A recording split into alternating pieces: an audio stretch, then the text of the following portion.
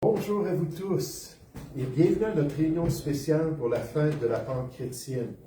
Bienvenue à ce temps ensemble qui nous rappelle la vérité que le Sauveur est bel et bien vivant, qu'il nous a sauvés, qu'il a transformé notre vie, qu'il peut se manifester puissamment dans la vôtre aujourd'hui même. Nous en sommes témoins ainsi que le message des Écritures. Le témoignage de l'expérience des gens à son époque, à l'époque de Jésus, qui se sont tournés vers lui alors qu'ils ont accepté qu'il était ressuscité des morts, qu'il était un sauveur vivant. On va chercher un passage ce matin dans les Écritures qui nous présente même un ennemi de Jésus, un ennemi de l'Église, un ennemi de la croix qui a été confronté par cette grande réalité que Jésus est vivant. Jésus est vivant. Et qui n'a pu résister ou rester silencieux concernant son expérience extraordinaire avec le Christ ressuscité. C'est devenu quelqu'un qui est allé partout, même au péril de sa vie, pour proclamer que Jésus était vivant, qu'il était ressuscité. Celui qui a vraiment rencontré Christ ne peut pas garder le silence. La grâce qui sauve produit un cœur qui veut proclamer cette bonne nouvelle aux autres, qui a un désir de dire aux autres, Jésus existe et Jésus est vivant et tu peux recevoir une nouvelle vie en lui alors qu'on se tourne vers la grâce de Dieu. C'est ce qu'on va voir dans l'expérience de cet ennemi de la croix, de cette personne qui a rencontré Jésus ressuscité et ensuite qui est devenu le grand témoin du fait que Jésus est vivant. Je vous invite à chercher ce matin le livre des Actes au chapitre 9. Le livre des Actes au chapitre 9 pour pouvoir considérer cette transformation extraordinaire. Probablement une des plus grandes transformations qu'on voit dans la parole de Dieu, de quelqu'un qui était totalement un antagoniste et qui était opposé à l'Église chrétienne pour devenir quelqu'un qui disait « Jésus est vivant ». Puis il peut venir dans ta vie et il peut te transformer. Dans Actes chapitre 9, à partir du verset 1, on nous dit « Cependant, Saul ». Donc on va se concentrer sur Saul et ce qu'il a vécu. Respirant encore la menace et le meurtre contre les disciples du Seigneur, contre les chrétiens, se rendit chez le souverain sacrificateur et lui demanda des lettres pour les synagogues de Damas, afin que s'il trouvait des partisans de la nouvelle doctrine, des gens de l'Église chrétienne, hommes ou femmes, il les amène liés à Jérusalem. Comme il était en chemin et qu'il approchait de Damas, tout à coup, une lumière venant du ciel resplendit autour de lui. Il tomba par terre et il entendit une voix qui lui disait « Saul, Saul, pourquoi me persécutes-tu » Il répondit, « Qui es-tu, Seigneur? » Et je pense que j'aurais la même réaction, n'est-ce pas? Si tout à coup une grosse lumière m'apparaissait dans ma chambre à coucher, j'entendais une voix, « Jean, Jean, pourquoi est-ce que tu agis comme ça? » C'est qui es-tu, toi qui me parles? Elle ne comprenait pas quelle était la source de cette voix-là, qui était en train de s'adresser à lui. Et le Seigneur dit, « Je suis Jésus que tu persécutes. » Oh boy, quand on pense à des flamèches mentales, quand on pense à une crise intellectuelle, Jésus, il était sur la croix il y a juste quelques jours. Jésus, il est mort, puis il était dans un tombeau. Puis là, il est en train de me parler, ça a fait un choc. Il te serait dur de résister contre les aiguillons, contre mon œuvre dans ta vie. Tremblant et saisi d'effroi, il dit, « Seigneur, que veux-tu que je fasse? » Et ça, c'est la bonne réponse quand on entend la voix de Jésus. « Seigneur, que veux-tu que je fasse? » Je suis prêt à plier, je suis prêt à m'abaisser devant toi. Et le Seigneur lui dit, « Lève-toi, entre dans la ville, et on te dira ce que tu dois faire. » Verset 7. Les hommes qui l'accompagnaient demeurèrent stupéfaits. Ils entendaient bien la voix, donc les copains de Saul, mais ils ne voyaient personne. Saul se leva de terre, et quoique ses yeux soient ouverts, il ne voyait rien. On le prit par la main, on le conduisit à Damas. Donc, le lion de persécution qui s'en venait pour attraper ces chrétiens-là. Et là, il rentre là, comme une brebis là, toute innocente et vulnérable. Ça avait tout changé. Verset 9. Il resta 3 jours sans voir. Et il ne mangea ni ne but. Là, il réfléchissait, il jeûnait, il priait. Or, il y avait à Damas un disciple nommé Ananias. Le Seigneur lui dit dans une vision, « Ananias ?» Il répondit, « Me voici, Seigneur. » Et le Seigneur lui dit, « Lève-toi, va dans la rue qu'on appelle la droite, et cherche dans la maison de Judas un nommé Saul de Tarse. Car il prie, et il a vu en vision un homme du nom d'Ananias qui entrait, qui lui imposait les mains afin qu'il recouvre la vue. Ananias répondit, « Seigneur, j'ai appris de plusieurs personnes tous les maux que cet homme a fait à tes saints dans Jérusalem. » Parce que là, on est dans Acte 9, mais ça a commencé dans Acte 8, avec des grandes persécutions. Et qui était le plus zélé dans ces persécutions-là? C'était Saul de Tarse. Saul de Tarse, il avait même approuvé qu'un homme qui s'appelait Étienne, qui disait croire en Jésus, qu'il soit lapidé, qu'il meure, puis il a levé sa main et il a dit « Tant mieux, tant mieux. » Oh, c'était un homme cruel. C'était un homme violent.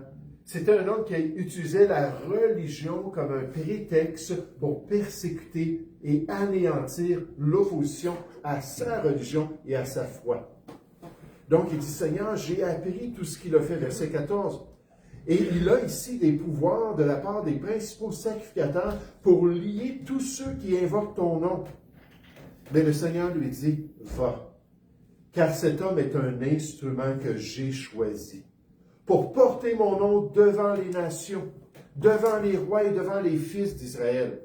Et je lui montrerai tout ce qu'il doit souffrir pour mon nom. Parce que Dieu avait ce plan-là pour lui. Verset 17. Ananias sortit, et lorsqu'il fut arrivé dans la maison, il imposa les mains à Saul en disant, « Saul, mon frère, le Seigneur Jésus qui t'est apparu sur le chemin par lequel tu venais m'a envoyé pour que tu recouvres la vue et que tu sois rempli du Saint-Esprit. En d'autres mots, que tu sois changé en un nouvel homme, que tu sois transformé par cette nouvelle naissance d'en haut. » Verset 18. Au même instant, il tomba de ses yeux comme des écailles et il recouvra la vue. Il se leva et fut baptisé. Et après qu'il eut pris de la nourriture, les forces lui revinrent. Saul resta quelques jours avec les disciples qui étaient à Damas. Et aussitôt il prêcha dans les synagogues que Jésus est le Fils de Dieu.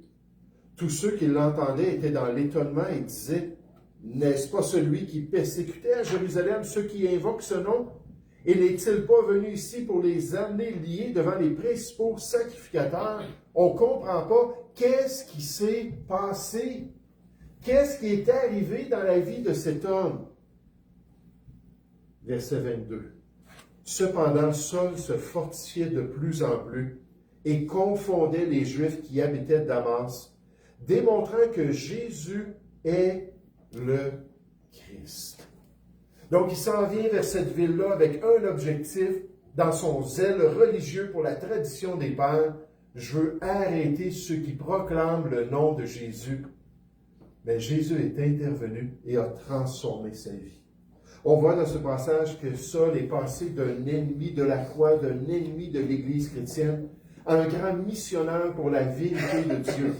Qu'il fut transformé entièrement d'un homme violent et meurtrier en un doux apôtre de Jésus. Et pourquoi? Parce que Jésus est vivant. Jésus est vivant. Il a sauvé Saul, il a transformé son cœur pour qu'il marche avec Dieu et avec son Sauveur. Puis peut-être qu'on a ce témoignage-là ce matin, je vous partage le mien dans un instant, que quand on a cru que Jésus était vivant, qu'on s'est tourné vers lui pour dire « Viens dans ma vie », que notre vie a été changée, et que Dieu s'est manifesté d'une manière concrète. Qu'est-ce qu'on apprend ce matin de l'expérience de Saul? Qu'est-ce qu'on peut retenir de ce grand ennemi de l'Église qui fut transformé ainsi?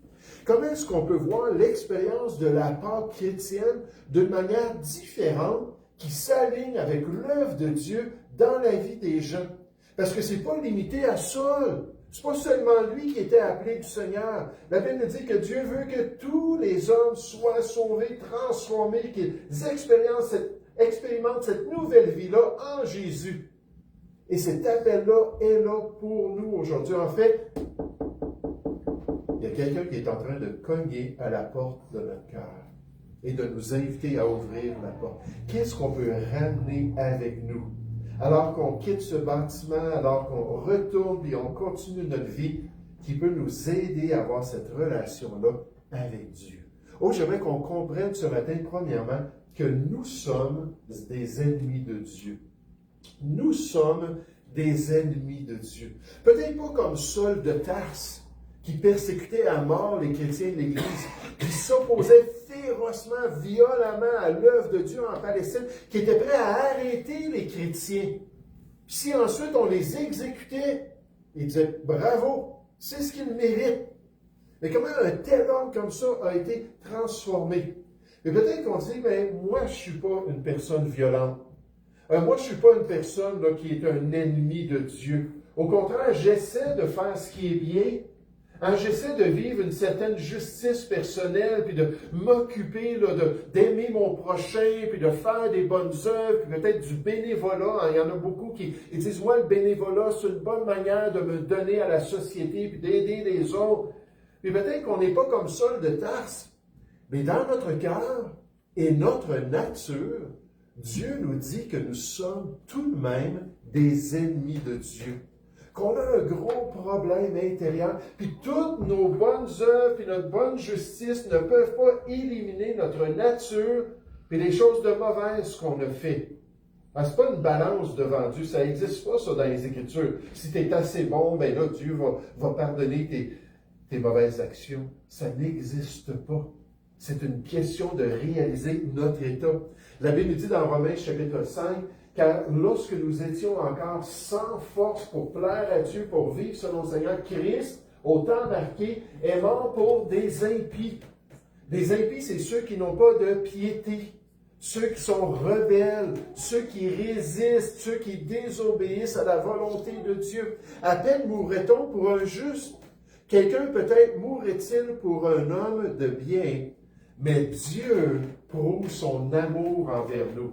En ce que lorsque nous étions encore des pécheurs, Christ est mort pour nous. Au verset 10, on confirme, car si lorsque nous étions ennemis, on est dans le camp ennemi. Ça, il faut comprendre ça. Il faut identifier dans quel camp nous sommes. Si on n'est pas venu à Jésus, puis on ne s'est pas présenté à Dieu en Jésus, mais on est dans le camp ennemi. Car lorsque nous étions ennemis, nous avons été réconciliés avec Dieu par la mort de son Fils. À plus forte raison, étant réconciliés, serons-nous sauvés par sa vie, à cause de l'œuvre de Dieu. Et ça, c'est le témoignage des Écritures. C'est ce que Dieu nous dit, que Saul de Tarse est un exemple de l'extrême de la méchanceté, mais que la méchanceté se trouve tout de même en nous.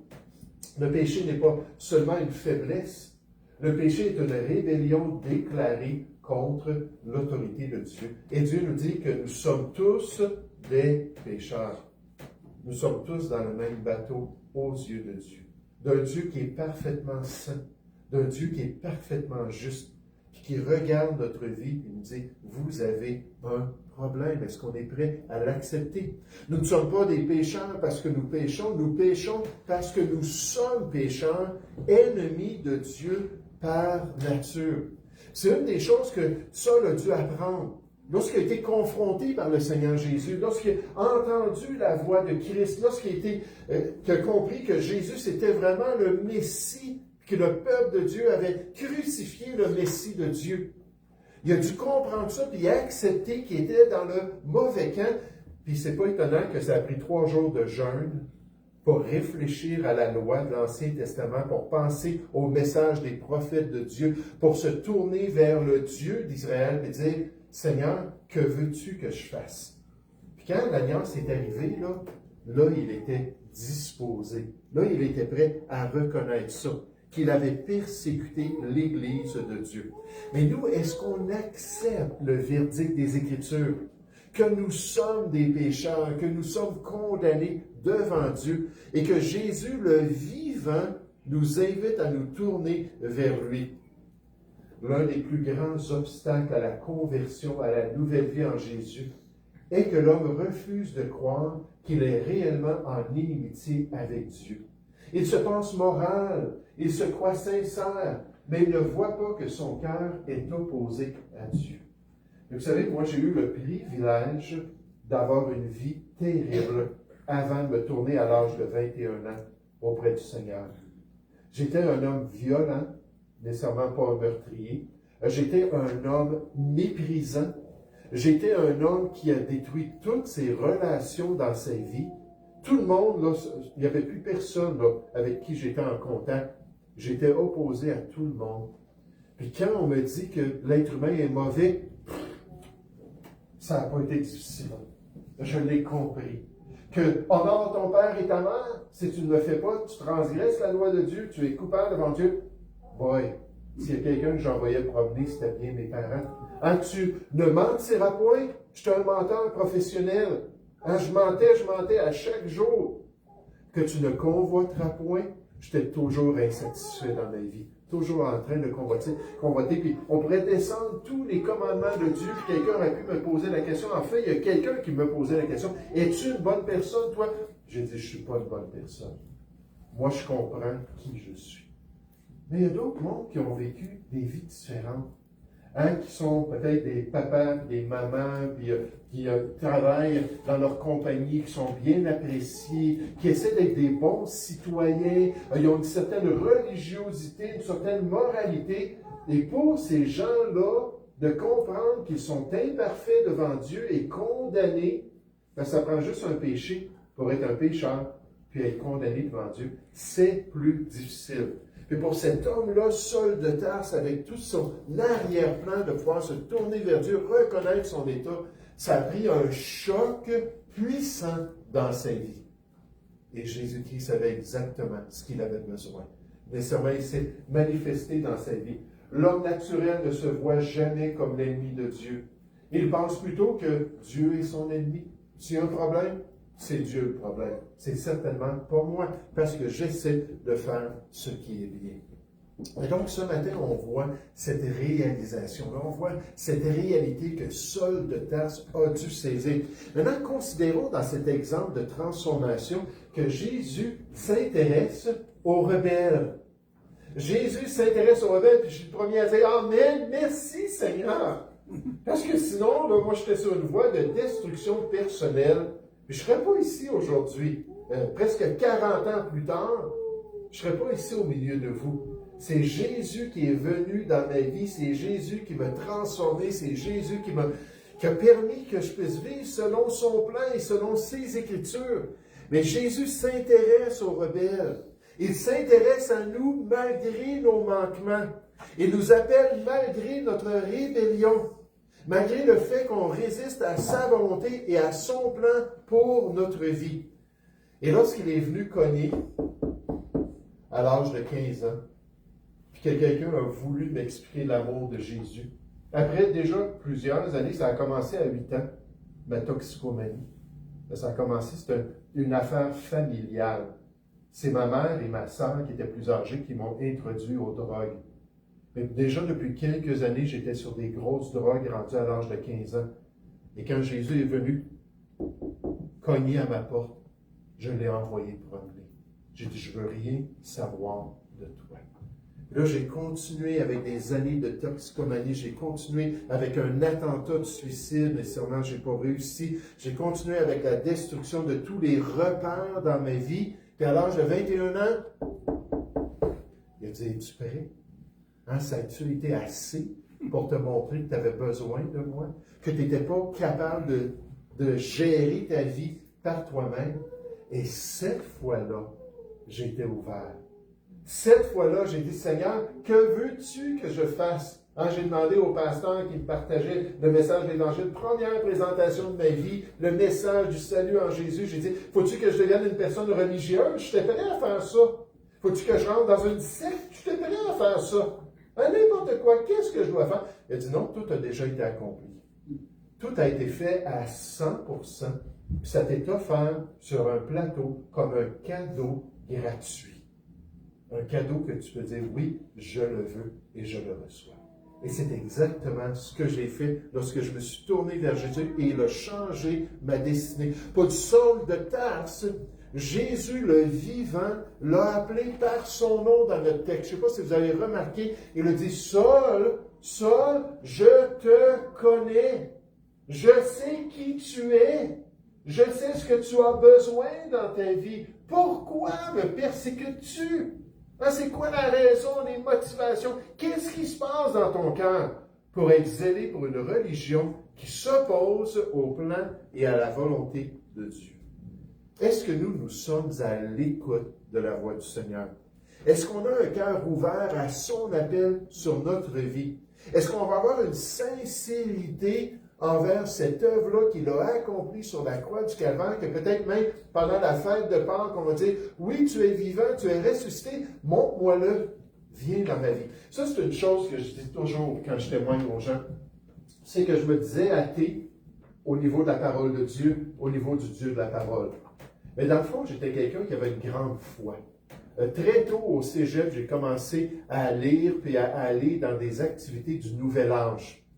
Mais très tôt, j'étais intéressé par les sciences occultes même, l'occultisme. J'ai commencé à jouer avec toutes sortes de choses, même juste avant de connaître le Seigneur, la semaine avant, pas la semaine avant, je suis revenu la semaine avant, mais quelques semaines avant, je suis parti pour les Philippines. Puis là-bas, aux Philippines, je voulais trouver un groupe de guérisseurs occultes pour pouvoir expérimenter la guérison de mon âme. Oh, j'avais une recherche intérieure. Tout ce que j'ai fait aux Philippines, les portes se sont fermées. Ça a toujours arrêté, puis je n'ai pas pu rien toucher, puis découvrir de tangible. Même mon gendre, qui a appris ça, lui, il était allé dans un voyage missionnaire aux Philippines. Il avait rencontré des chrétiens, tout ça. Il a dit, je veux que tu viennes avec moi aux Philippines, mais maintenant en tant que pasteur, mais en tant qu'enfant de Dieu, et que tu vois les Philippines avec une toute autre perspective. Et l'an passé, c'est ce qu'ils ont fait. Ma fille et mon gendre sont très généreux. Puis nous, on ne peut pas se permettre des voyages comme ça. On est allé en Grèce ensemble. On est allé au Mexique ensemble. On est allé aux Philippines ensemble. Là, ils veulent qu'on parte pour le Cambodge là, la semaine prochaine. Qu'on va avoir notre petit-fils avec nous. Pendant 3 semaines. Un petit-fils qui n'a jamais été séparé de ses parents. Priez pour nous, s'il vous plaît. Mais cette réalisation-là, qu'il y a des gens comme ça qui sont peut-être zélés dans une religion, peut-être dans le Nouvel Âge, qui ont une certaine forme de piété, mais qui ne connaissent pas la voix de Dieu, qui ne connaissent pas cette réalité-là. Puis là, Jésus est venu le voir pour dire, Saul, toi, je te connais, et je veux que tu ouvres ton cœur. Ce même Jésus-là a dit que celui qui a des oreilles pour entendre, entendre. Là, on se dirait, voyons, ça ne fait aucun sens. Je ne connais pas grand monde qui ont des oreilles, mais qui ne sait pas pour entendre. À quoi ça sert? Ça sert pour entendre une oreille. Mais c'est parce qu'on n'ouvre pas nécessairement nos oreilles au message de Dieu. Puis il dit, si vous avez des oreilles et vous êtes sincères, écoutez donc sincèrement et recevez le message de Dieu. Aujourd'hui, si vous entendez sa voix, n'endurcissez pas vos cœurs. Car ce n'est pas l'absence de lumière qui perd les hommes, mais le refus de l'écouter, le refus d'apprendre de Dieu. Dieu parle clairement dans l'Évangile, mais les hommes n'écoutent pas sérieusement. Ils entendent le son, mais ils ignorent l'appel qui leur vient de Dieu. Ça me fait penser aux gens qui étaient avec Saul de Tarse. Dans notre texte, on n'y retournera pas, mais ça nous parle de ceux qui étaient avec lui, qui venaient pour arrêter les chrétiens, pour attraper ces gens-là qui disaient croire dans Jésus. Puis là, ces gens-là entendaient la voix, mais ils comprenaient absolument. Il n'y a aucune de ces personnes-là qu'on présente comme se tournant vers Jésus et disant « Que veux-tu que je fasse? » Ça ne se trouve pas dans le passage. C'est tout simplement pas là. Mais peut-être qu'on est comme ces gens-là, puis on peut entendre ce matin, mais pas vraiment ouvrir notre cœur. Puis en fait, il y a des gens qui vont dans les églises chrétiennes pendant des décennies de temps, puis qui finissent leur vie sans jamais avoir connu Jésus. Je vous donne un exemple, partagé par le pasteur Spurgeon, qui rappelle qu'un homme avait assisté pendant des décennies à son assemblée. Il le voyait écouter les sermons. Il savait qu'il connaissait les vérités bibliques, qu'il respectait la religion, mais qui, semble-t-il, n'avait jamais personnellement répondu au message de Dieu, à l'Évangile. Arrivé à un âge avancé, cet homme tomba gravement malade, puis sur son lit de mort, il a appelé son pasteur et lui a demandé d'aller le voir. Et le pasteur Spurgeon, qui était tout un évangéliste, lui dit, est-ce que un jour dans ta vie, tu as reçu Jésus dans ton cœur? Est-ce qu'un jour tu as reconnu ton besoin d'un sauveur? Est-ce que tu as mis ta foi dans son œuvre? Puis cet homme-là l'a regardé, son visage est devenu tout rouge parce qu'il était troublé. Puis il dit, j'ai toujours été à l'église. J'ai toujours cru que ce que j'entendais ici, c'était vrai. Mais j'ai jamais vraiment porté attention à l'appel de Dieu sur ma propre vie. Je n'ai jamais compris que cela me concernait personnellement. Pour lui, l'Église, c'est un club social. C'est un endroit pour venir voir des bonnes personnes. Un endroit pour pouvoir discuter là, de la guerre en Iran, là, de d'autres situations. Mais pas un endroit où il était prêt à se regarder lui-même sincèrement pour voir est-ce que j'ai connu la vérité de Dieu. Et le pasteur Spurgeon nous dit, toute sa vie, cet homme-là est venu à notre assemblée et jamais il n'a ouvert ses oreilles à la vérité de Dieu. Que celui qui a des oreilles pour entendre, entende que le Seigneur veut. Dieu nous ordonne donc en tant qu'individus. C'est pourquoi, rejetant toute souillure et tout excès de malice, recevez avec douceur la parole qui a été plantée en vous. On parle d'une semence spirituelle et qui peut sauver vos âmes. On nous ordonne de recevoir avec douceur. Le mot douceur, ça veut dire une docilité, une ouverture. Cette attitude qu'on a vue chez Saul de Tarse qui dit « Que veux-tu que je fasse? » Là, je suis prêt à changer, je suis prêt à accepter, je suis prêt à être transformé par toi. Et je me demande combien de personnes, peut-être ce matin, vous avez entendu ce message-là, vous avez entendu que Jésus est venu à Noël, hein, on parle de son incarnation, qui est venu vivre dans ce monde, qui est mort sur la croix du Calvaire. Il a été enseveli, il est ressuscité des morts. Maintenant, il est assis à la droite de Dieu, puis il attend juste qu'on se tourne vers lui pour être sauvé, mais que jamais dans votre vie, vous avez reçu le Christ ressuscité. J'aimerais juste terminer ce matin. Merci pour votre patience. Toujours à l'exemple de la lumière de l'exemple plutôt de ce grand rebelle qui a été transformé par le Seigneur. J'aimerais qu'on comprenne que Jésus transforme les vies. Jésus transforme les vies. Comme on le voit dans cet exemple remarquable, comme on voit que Jésus est capable de changer un ennemi en un ami de l'Église, il est vivant et assez puissant pour faire d'un persécuteur de la foi un promoteur de cette relation avec Dieu, d'un Saul de Tarse à un apôtre Paul, envoyé, sanctifié avec le message de l'Évangile de Jésus-Christ. Ça prend la puissance de Dieu. Pendant 9 ans, j'ai travaillé avec des adolescents pour les préparer à leurs examens du ministère. Pour les aider aussi en mathématiques, en chimie, algèbre, tout ça. Un peu toutes les matières, là, j'avais assez de connaissances pour les aider, mais surtout pour les examens du ministère, puis ainsi de suite. Puis pendant 9 ans, j'étais frustré. Combien de fois je suis allé voir mon pasteur, je suis tanné, je fais tous mes efforts, puis j'aide les jeunes, puis eux, ils ne lèvent pas le petit doigt pour apprendre, ils ne lèvent pas le petit doigt pour se préparer pour les examens. Puis je lui avais dit, j'ai dit, j'aimerais juste les prendre, puis réveille-toi, toi qui dors. Tu as besoin de mettre l'effort. Puis je pense à notre frère Alfonso qui vient de suivre des cours en français. Tout un défi avec un professeur difficile, puis il a terminé ses cours. Bravo, félicitations. Mais à travers tout cela, il le faut ce désir-là, n'est-ce pas? Il faut cette ouverture-là. Mais vous savez, c'est la même chose pour une relation avec Dieu.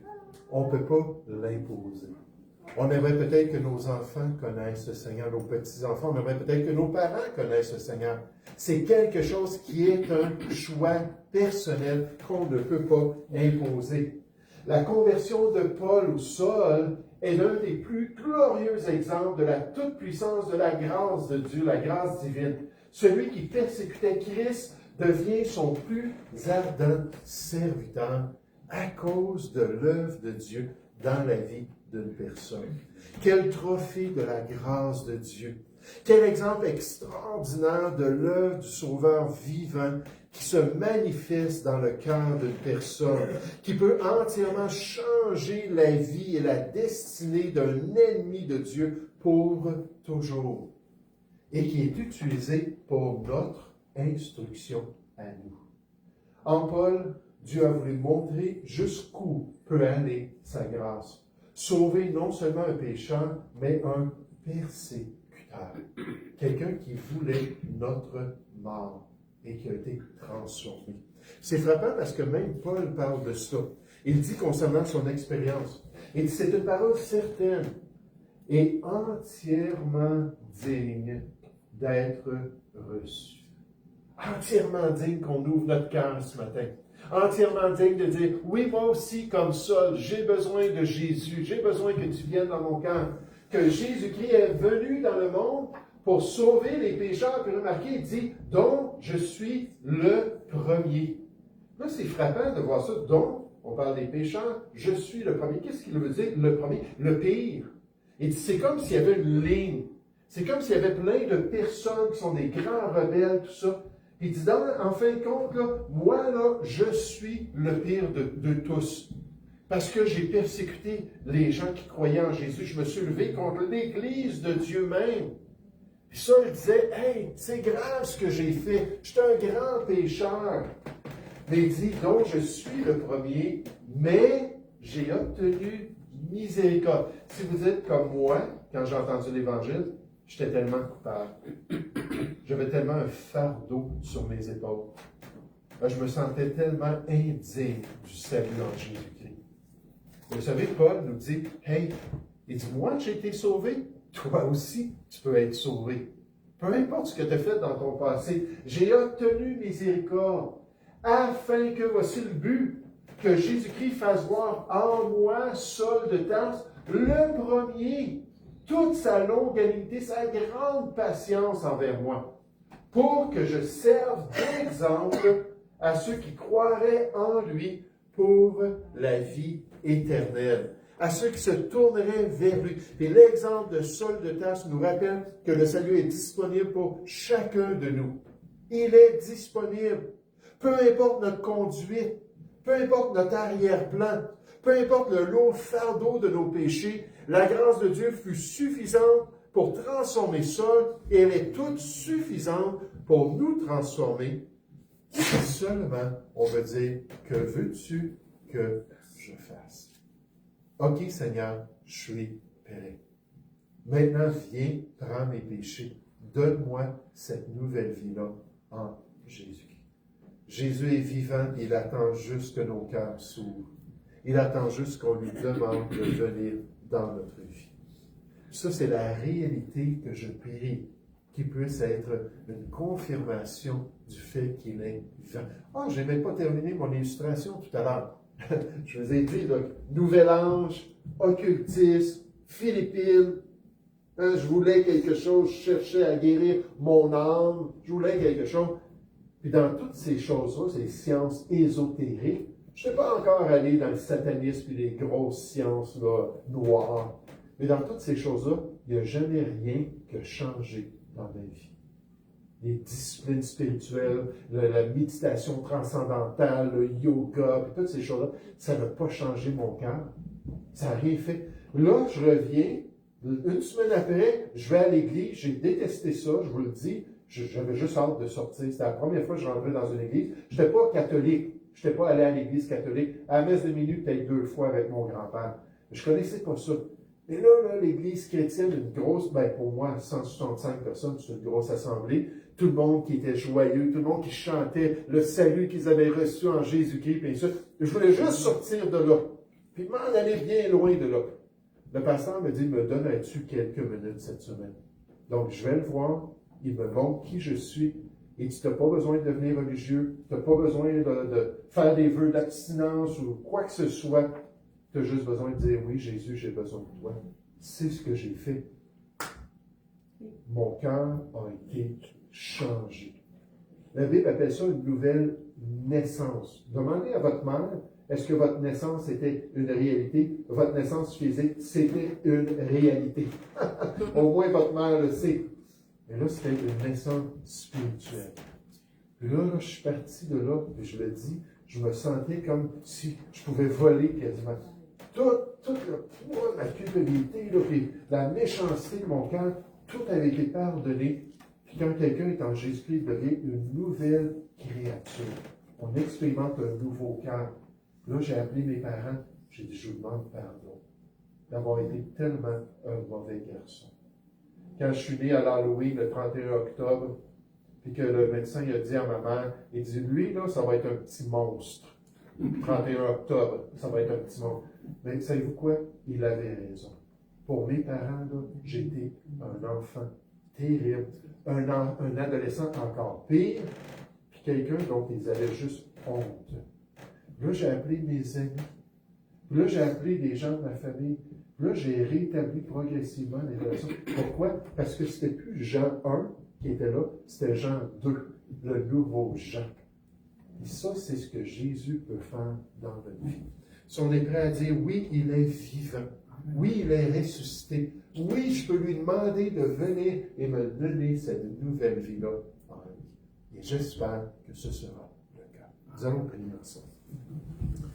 Père Céleste, Seigneur, j'aimerais te remercier pour cet exemple extraordinaire que nous voyons dans le livre des actes des apôtres, Seigneur, les actes de l'Église chrétienne, mais surtout de Jésus, par son esprit et son évangile, qui transformait les vies, qui transformait les cœurs. Merci ensuite que l'apôtre Paul a été un fidèle serviteur. Jusqu'à la fin de sa vie, Seigneur, il a répandu la bonne nouvelle que Jésus est vivant, qu'il est ressuscité, qu'il est là et qu'il attend juste qu'on se tourne vers lui. Ô Père Céleste, toi qui connais les cœurs, toi qui sais ce que les gens doivent choisir, toi qui pourrais dire seul, et appeler par leur nom les gens qui se trouvent ici et qui ne sont pas sauvés. Ce matin, on te prie que tu puisses aider ces gens à faire ce choix. Que veux-tu que je fasse? Que je me tourne vers Jésus? Que je l'invite à venir prendre mes péchés? Oui, je me détourne de ma vie de péché et j'accepte que Jésus me donne une nouvelle vie. Oui, Père Céleste, travaille dans les cœurs et aide-nous à être de bons ambassadeurs de cette nouvelle merveilleuse, Seigneur, et de pouvoir partager avec tous ce que Jésus a fait dans notre vie. Bénis-nous cette semaine, guide-nous, nous te prions, au nom du Seigneur Jésus. Amen. Donc, le premier dimanche du mois,